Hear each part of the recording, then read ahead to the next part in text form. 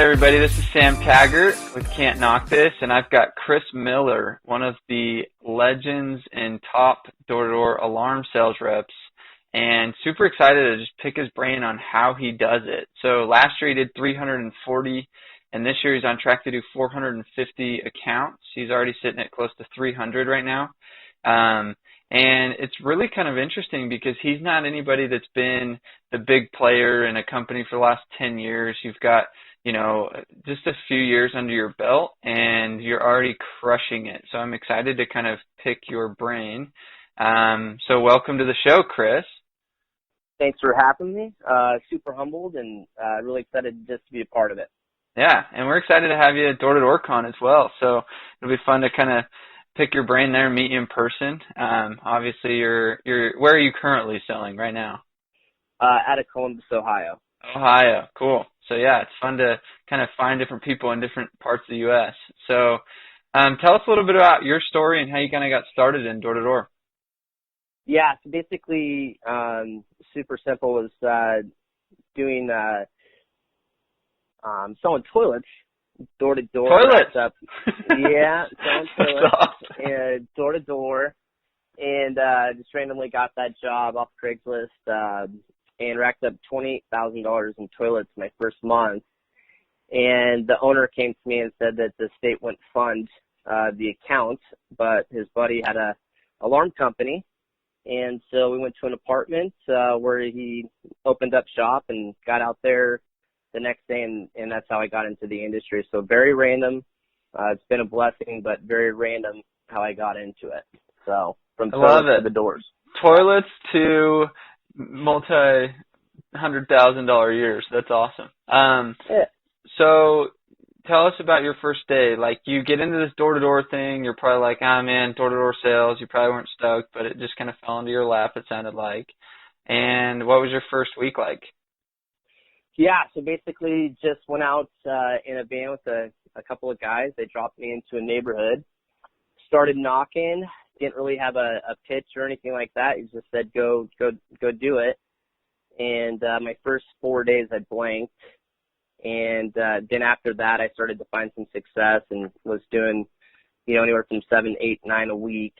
And just really enjoyed being a part of people's homes and adding value to their lives and kind of hearing their stories. So it was a rough handful of days, but, got a hold of it and just ran with it. So here I am 18 states later.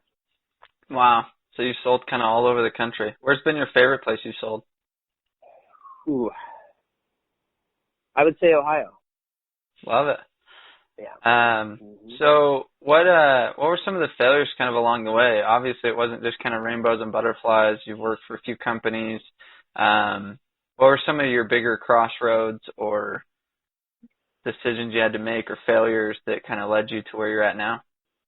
Yeah, I would say the most challenging part of my career is actually ruptured my hamstring and was laid up for about a month and then literally had like $25 in my bank account and had to start knocking on doors on crutches. Wow. So door to door for quite a while on crutches and made enough money to buy a bike. And then I biked to territory for about a month. And so I went from crutches to riding to territory on a bike, and then I bought a car and, finally started driving to territory. So that was probably the most mentally challenging time, was actually dragging myself out to the doors and knocking on crutches. Dude, the year I was #1 at Vivint, I broke my ankle, or I had a serious sprain, and I literally that day threw in 3 on crutches. So it was pretty crazy. I was like, dude, I can't have a slow day. I just freaking messed up on ultimate frisbee, and a really a similar situation. It was just kind of like, I got to figure out how it happens. And it's funny because I actually rode a scooter to area for 2 weeks when my car broke because I was too lazy to go fix it. And I just like, just go to the neighborhood down the street. Just rode a Yeah. scooter. So that's cool. I mean, that, like, literally that takes some serious motivation. I mean, that's cool. There's a common factor there. It's like, okay, we look like we have roadblocks. We could call it quit, go get another job or whatever. You got $25 to your name. Obviously, it's not working out, and you made it happen. Like, what was going through your head when you were like, yeah, I can't even, yeah, like you couldn't walk probably very easily. But yeah, like what was kind of going through your head at that point? Yeah, crutching up driveways and hills and whatnot. Just a mindset of I had no choice. I had to make it happen, and I had put myself in that situation, so I wasn't going to use it as a crutch, so to speak. And yeah, just sheer determination. Just have always kind of had a real competitive attitude, and wasn't going to let kind of that slow me down. And yeah, went from crutches to a bicycle, and then finally saved up enough money to buy a car. And an interesting story about the car I bought, I actually found it on the doors, knocking on the doors, and I knocked on the guy's door. It was 2003 GTI, and yeah, asked him if he would sell it. And so I went from crutches to biking my way up the doors, and I biked my way literally to the car. That's awesome. You're like, hey, I'm riding this bicycle. I like your car. Can I have it? Like, that's awesome. Yeah. Best sell of that day, right? Hopefully you got a good deal on it. Yeah. So then what's been some of your biggest success so far? Like, what do you feel up to this point would call your greatest success? Yeah, so my parents met and grew up in an orphanage called the Hutton Settlement Children's Home out of Spokane, Washington. And the guy that built it in 1919. His name's Levi Hutton. From them building that, that's what spawned the Shriners Hospitals today as we know it. And there's 23 of those. And so I've been, I don't know if you've ever heard of Hoop Fest in Spokane. It's the largest 3-on-3 basketball tournament in the country. But I've been sponsoring teams for the kids from the Hutton Settlement to play in that the last couple of years. And just about 2 weeks ago, they asked me to come back to the home. There's 27 kids that live there now, and design the security systems for each cottage because the kids feel like they would sleep a lot better and feel a lot safer if they had security systems there. So place is 98 years old. My dad was placed there when he was 5, and my mom was placed there on Christmas Eve, 11 years old. So near and dear to my heart, and that's kind of my big why I do home security. So that's my biggest success so far, is being able to design the security systems for the cottages for that home. That is so cool. Yeah, so like let's dive into that. Like, everybody's got a bigger purpose, and one thing that makes you really unique in this industry is most people are motivated by external factors such as competition, or, you know, their office is kind of keeping them accountable. And you've been able to participate and be surrounded by some of the greats like Jake Ellsworth, Jake Dahl. But what is interesting about you right now is how many people are in your office currently. Yeah, so it's just me and one other guy.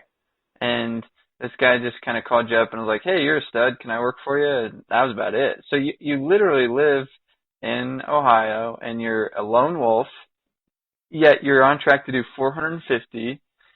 And so it's going to take there's nobody like, I mean, you're just a smaller little alarm company, and there's no one that's really pushing you. I mean, you're competitive, but it's like, what is your why? What gets you out of bed when it's like, I sold 5 yesterday, no big deal. I'll just kind of kick it today, made a couple grand. Like, what pushes you every day?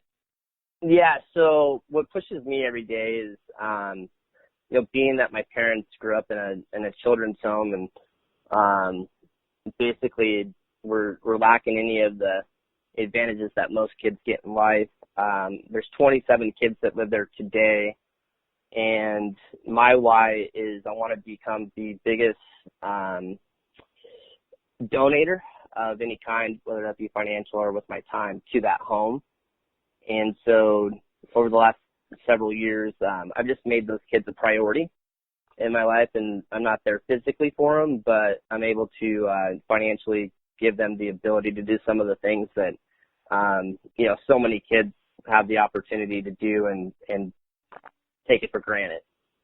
So that's my why, is just giving back to those kids. And this last year I went back after my dad passed away and sat down with the kids that are growing up in his cottage, and bought them each a gift that they wanted specifically to do for the summer. And one of those kids asked for a soccer ball, and so the next day I came back with the soccer ball for him. And this year he came up to me at Hoop Fest and thanked me for the soccer ball, and he just made the Washington State All-Star team for 11 and 12-year-olds for the Eastern Washington division. So wow. Yeah, so that for me is just keeps me going, and So I want. So do you ball? Do you ball then? Can I hoop? Yeah. I still to hoop a little bit. I've won our bracket in Hoop Fest, I think 3 or 4 times. That's awesome. So my team has. So in January, I was like, dude, you got a bunch of like competitive meatheads that all like probably play sports and crap. For Door-to-Door Con, when everybody flies in, I was thinking of doing like a 3-on-3 tournament or something that night. So, I mean, we're at the Salt Palace. I could just call Vivint and be like, can we just go across the street and play in the arena? But we'll see if I can make some magic happen so we can ball. But yeah, no, that'd be cool. That's cool, man. Like, it's that deeper like vision of like, okay, I've got all these kids kind of depending on me, and it sounds like they probably don't have a ton of support from a ton of different people, and your involvement there, that's deep, man. That's admiring. That's cool. Yeah, thank you. So tell us a little bit about what habits you've kind of developed in the last year that have kind of helped you keep consistent or, on track to hit your goals, or what do you do on a daily to keep it up? Yeah. So the biggest thing is not to worry about the numbers, but stick to the process and establish a system that works for you. And that's the biggest thing for me, is when I got some exposure to some of these teams, like, with Jake Dahl and Ellsworth, also known as Carlos S. I just kind of picked up some golden nuggets as far as what systems they had in place, and didn't get a lot of teaching from them as far as like pitch or anything, but more what I recognized is, what are these guys doing that makes them so successful? And one thing I realized is that success leaves clues. And so I just took a couple golden nuggets from those guys, went out on my own and applied that, and really just developed a system for myself, and I stick to that process. And as long as, if I worry about the numbers that I'm putting in, number one, you shouldn't worry about the numbers. Worry more about the customers and adding value for them. But if you stick to the process, everything else will come together. As soon as you remove yourself from the process and you start to get distracted from other outside sources, then your numbers will start to crash. So I just stick to my process and eliminate distractions. Cool. No, I like that. So what's your process? Like just describe that process of yours. Yep. So my process is, usually I like to, get up early, get to the gym, like to be on the doors by between 10 and 11. And so from that, basically, when I get out there, really like social media, you cut off, using the restroom. As far as the restroom, if I'm going to use it, I typically use it in someone's house. So time management and really being efficient with my time once I get on the doors. And then, it's always good to, surround yourself in a competitive atmosphere. Unfortunately, I don't really have the surroundings around me to do that. So I compete with myself as far as just my goals, my personal goals. As long as I make my goals about not myself, I feel like the success comes. As soon as I start worrying about myself, I feel like things start to fall apart around me as far as my numbers and whatnot. So I just make it about a higher vision for myself and, get out there and kind of like sports, you just have to be tenacious. You have to have grit and grind. And, I just stick to my process throughout the day. And what I mean by that is, number one, being efficient with my time. Number two, looking for qualified, people. So, understanding where to stop, who to spend time with, and really maximize the time that you do have out there. Cool. And what time do you usually stop? So you go from 10 a.m. to? Yeah, so it just depends. So typically, once you can get into the zone really, it takes a while to get into the zone, and it's really easy to fall out of it, and it's very, very difficult to get back into it. So I go until I know that I can look at myself in the mirror and be like, I had a successful day.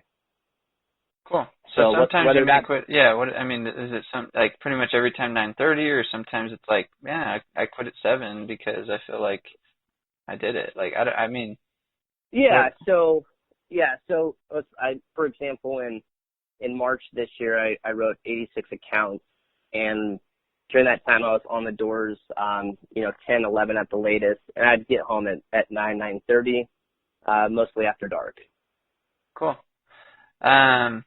So let me talk about that zone. So you said, okay, it takes me a minute to get in the zone. Describe the zone.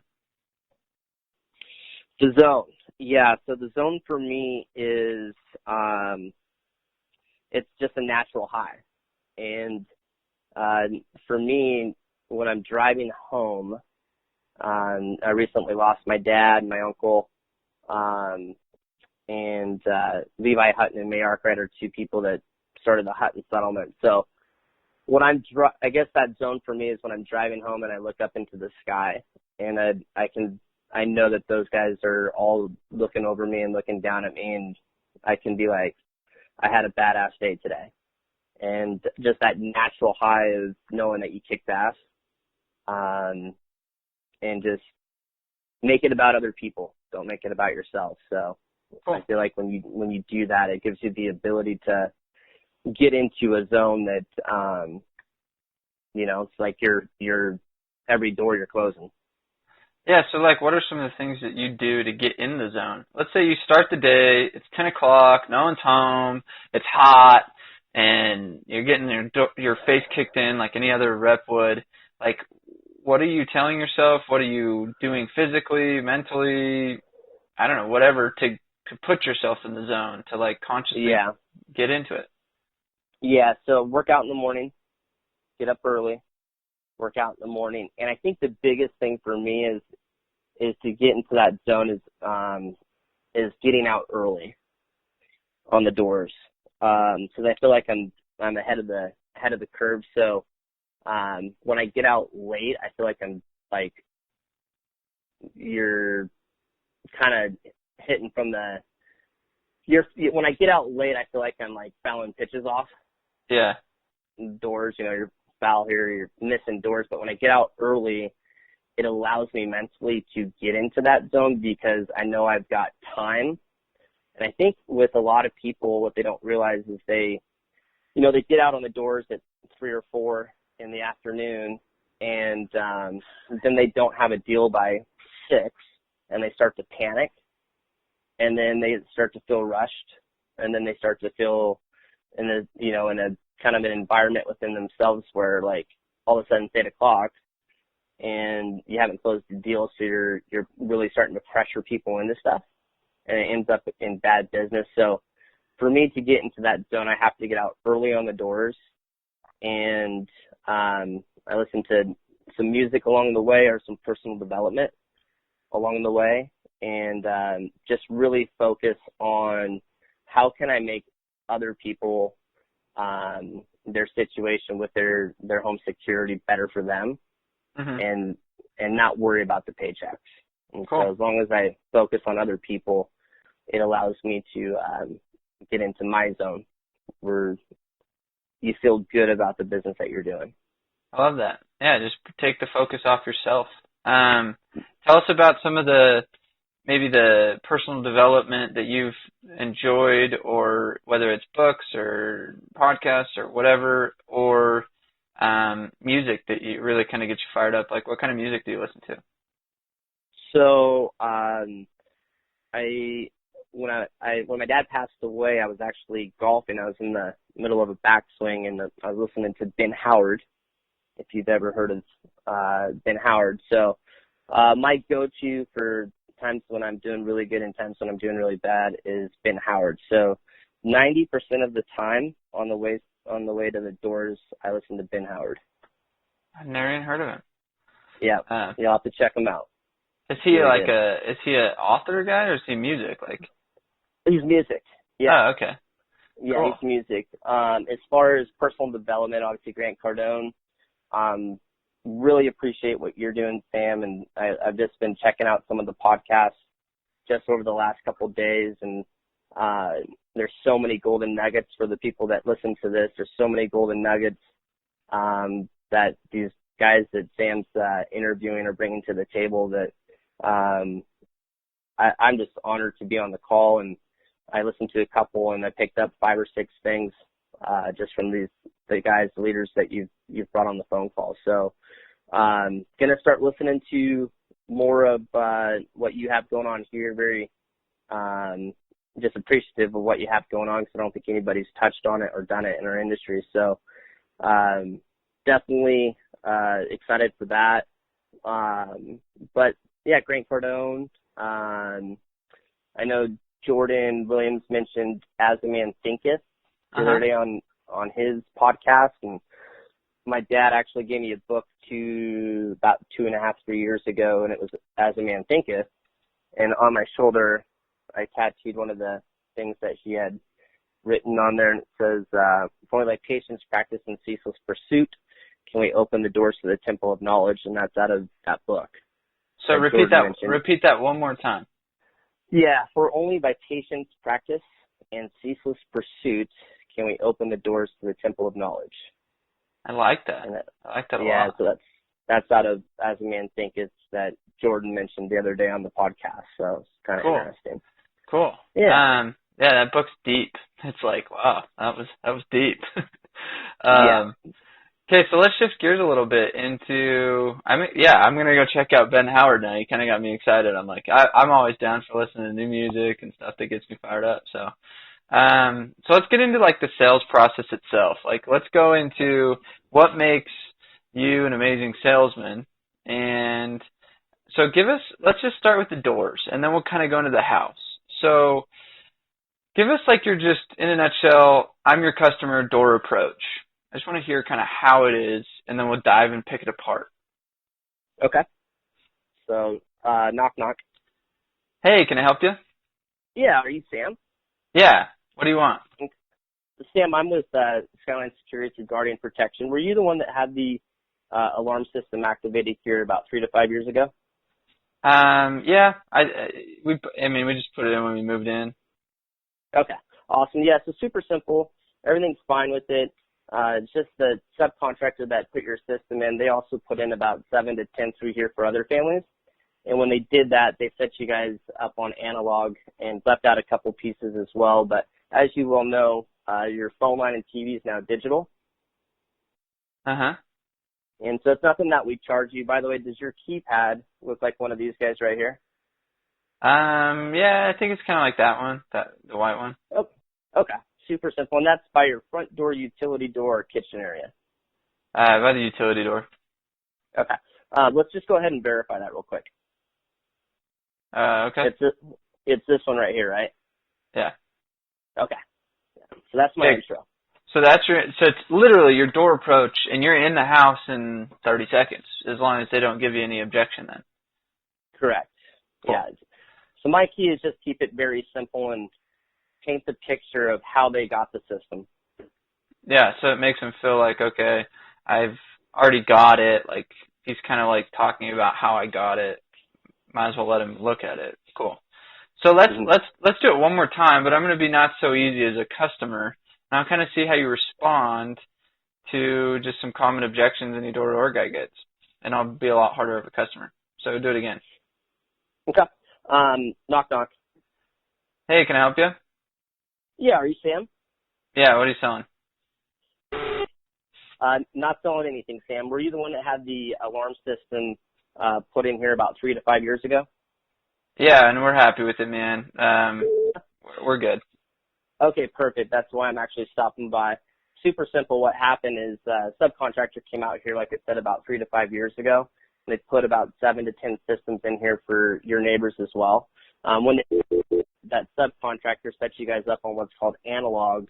And then when, as you well know now, your phone line and TV is now digital. Same with our alarm system. So what your subcontractor did, Sam, is they actually sold your contract to ADT, and that's who's doing your billing and service. So like I said, super simple. Everything's fine with it. We don't charge you for anything. We're just swapping everything over to digital for you. Yeah, I think ours is already digital. Like we can like do it from our phone, and it's got like the cell unit and everything in it. So I think we're good, man. Nope, actually, that's actually why I'm stopping by, because when they did swap it over from the phone line to the cell service, that's still not digital. What digital means is it brings them through live into your home. So your keypad looks like one of these ones, right?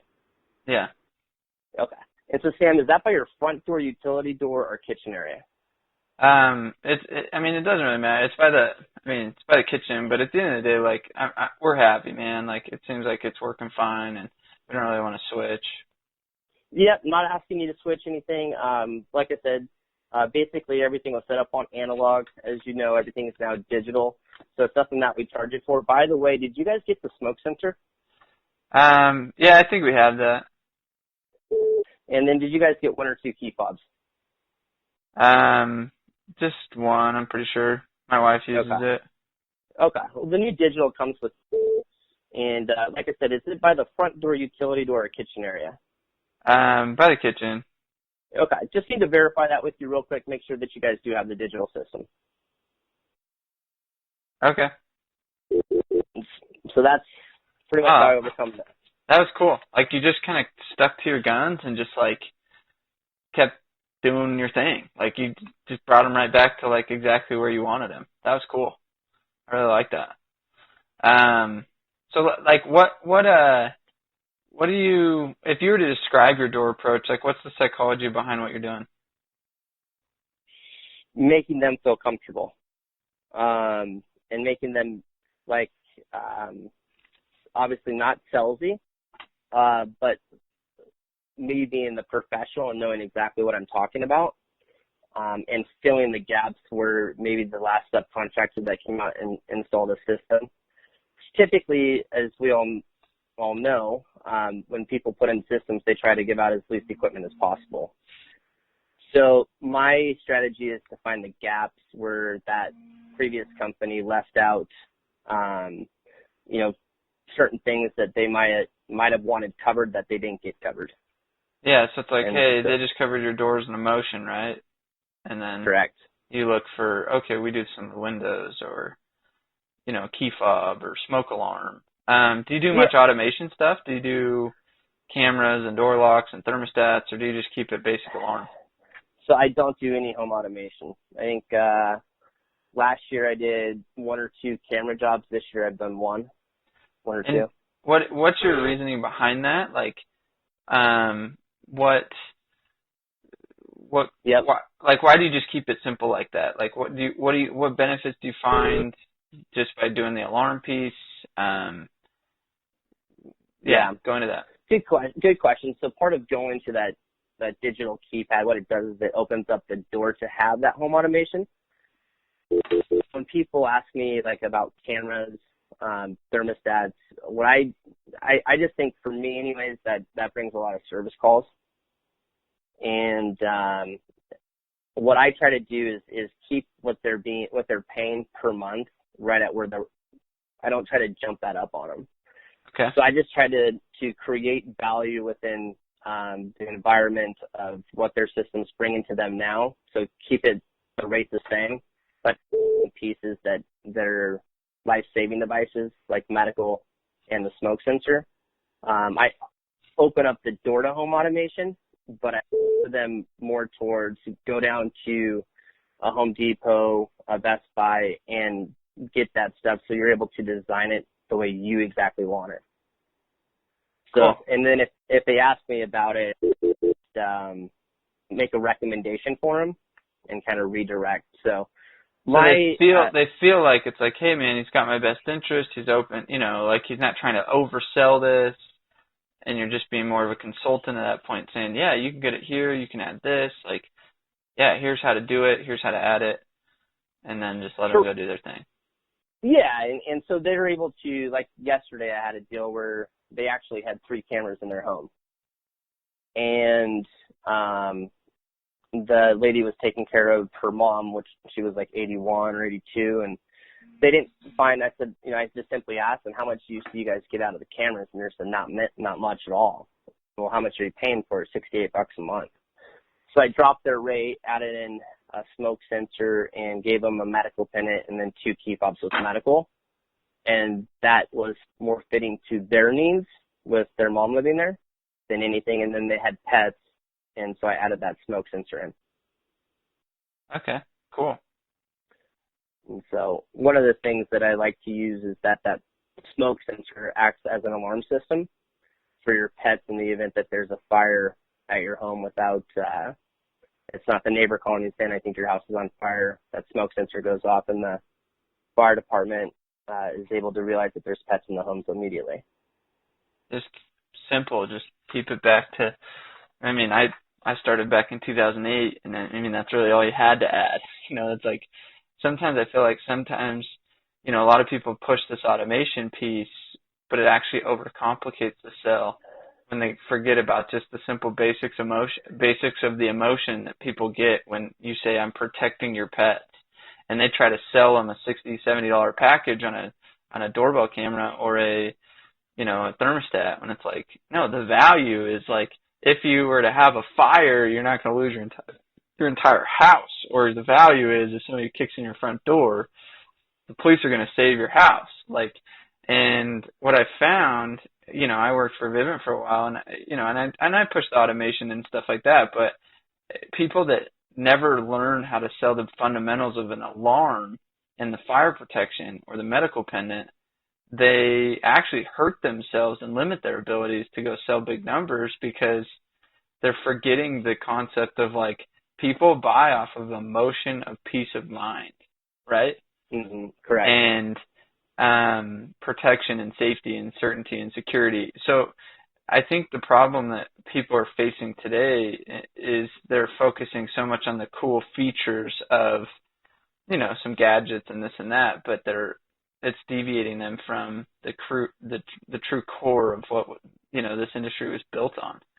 So yeah, I think that's important, there's nothing wrong with selling a bunch of, basic alarms. Make great money, right? Exactly. And I think what happens is, I think when you start to get into all the home automation, at least for me, my experience is you start to cause confusion. And as soon as you start to cause confusion, you cause people to want to think about it. Yeah. And so how long does your average sale take then? You're just keeping it simple. Yeah, 30 to 45 minutes. Cool. So let's dive into that. When somebody does say, I'm sure you still get the objection, you're in the home, somebody brings up, okay, I want to think about it, or I want to research it. I'm your customer, let's role play that. Like, what do you say? So, hey, it sounds all great, but just give us a couple of days, we'll get back to you. Yeah, for sure. Listen, I know you're busy, I'm busy as well. Let me ask you a quick question. On a scale of 1 to 10, 10 being high, what's your interest level? Probably like a 7. 7, right? So you're pretty interested, right, Sam? Yeah. Okay. So what would keep you from doing business with me today? Just don't know, I just want to make sure I'm getting a good deal and look at some other options. Okay. So you want to do some research? Yeah, just kind of shop around. Okay. I think that's fair. But let me just kind of go over really quick. Let me start with, with the company I'm with, number one, and give you some credentials on them. And just, I do want you to realize really quick, Sam, that it's not ADT, Monotronics, or Guardian that gets the police, fire, medical to you. It's actually the equipment in your home. So the value that I'm adding with filling the gaps that you don't have now, number one, the smoke sensor. You do have a English bulldog in the house, and it looks like you've got a couple of cats. If you guys did have a fire here, Sam, there's no way for you to know that unless you're home. And so that smoke sensor is going to fill that gap in regards to alerting not only you, but the fire department immediately. And they're going to be able to come to that speaker on that keypad, and they're going to be able to verify that there's actually animals in the home. And so that smoke sensor is typically $199. We're going to cover it for you. And then you do have an Android or an iPhone? An iPhone. Okay, cool. So we find that people use their system 95% more. One thing that you mentioned to me earlier, Sam, is that you're not using your system that much. Mm-hmm. And so we find that people use their system 95% more when they have some mobile access to it. Mm-hmm. So I'm going to go ahead and provide you that alarm.com package with it so you guys can control the system remotely if you guys even forget to arm the system. And so what I'm going to do for you is your rate, you said you're paying like $47.99. Mm-hmm. Okay. I'm going to keep that the same for you. Add in that smoke sensor, give you the ability to control the system remotely so you guys use it more. And we're going to cover all those costs for you. Does that sound fair? Yeah, that sounds fair. Okay. And then cool. That's cool. So it's just kind of like redirect, build some more value, close. Redirect, build some more value, close. I like that. Yeah. So one golden nugget that I think that is really helpful is I ask people if that sounds fair. And I swear every time I ask them if it sounds fair, they're like, yeah, that sounds fair. And then I close them. And then how do you transition after that? Like, they're like, yeah, that sounds fair. Where do you go next? Yeah, so super simple. What I showed you on the paper here, I just need you to sign off on that saying that you're not paying for any of it. Cool. So just kind of order sheet close them right there, and you're just like, hey, just initial there, making, just saying that you're not paying for any of that. Mm-hmm. Great. Yeah. Okay, so let's just move. Let's shift gears. We're kind of almost out of time, so we're going to do kind of a unique lightning round right now, which I've got this game called the Game of Things, Humor in a Box, and it's just a bunch. It's like 150 random cards that I'm just going to pull from that. Just really the first thing that pops to your mind, just a quick little answer. We'll see what comes of it. So ready? Things. Birds are actually chirping when they drop a load into a crowd. Hilarious. Things that are rip-offs. On purpose. Things you are not a fan of. Negativity. Things you say you'll never do again, but always do. Ooh.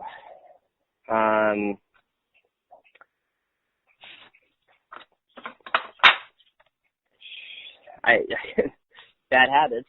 Bad habit. Okay. Things you'd like to cover in graffiti. I've never graffitied anything. If you could graffiti one thing, what would it be?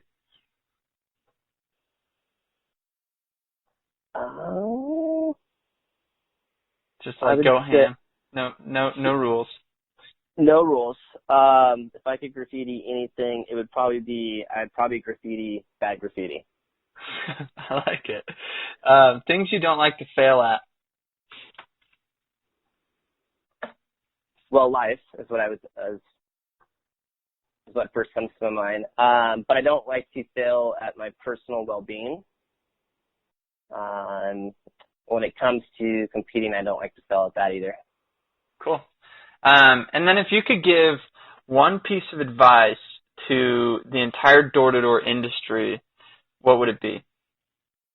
Efficiency. Time management. Be very efficient with your time. Cool. Well, dude, Chris, I appreciate your time. Like, I've learned a ton. You just get me fired up to, like, go freaking sell lights out. And I really am excited to meet you in person in January at Door to Door Con, and I hope to kind of kindle this relationship and keep in touch and kind of hear about the future successes of Mr. Chris. So yeah, appreciate having you out here, man. Yeah, thanks for having me on, and really appreciate what you're doing with Can't Knock This. And I think there's so many golden nuggets for people to grab onto. So it's a wealth of knowledge, and I appreciate you bringing it to the table for everyone. Thanks, man. Yeah, appreciate your time. All right, buddy. Take care.